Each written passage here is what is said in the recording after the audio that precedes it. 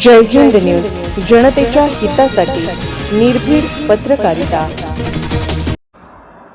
विश्रामबाग परिसरातील government colony येथे राहणाऱ्या एका वकिलाच्या घरात घुसून त्यांना शिवीगाळ व धक्काबुक्की केल्याचा धक्कादायक प्रकार समोर आला आहे।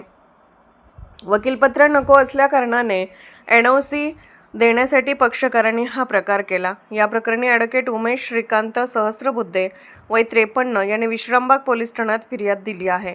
या प्रकरणी अशोक शंकर निकम पाटील वय 64 राहणार शामराव नगर, भालचंद्र शंकर निकम पाटील वय 62 राहणार खणबाग, गोरखनाथ शंकर निकम पाटील वय 60 व अनोळखी अशा चौघांवर गुन्हा दाखल आहे।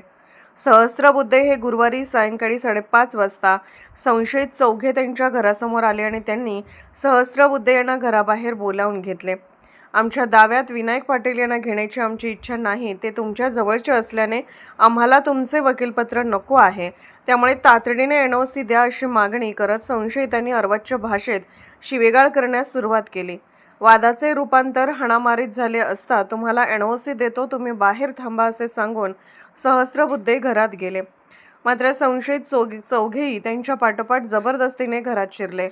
सहस्त्रबुद्धे यांनी NOC फाईलवर सही करून त्यांना बाहेर जाण्यास सांगितले असता संशयितांनी पुन्हा शिवीगाळ करत तुला दाखवतोच अशी धमकी दिली।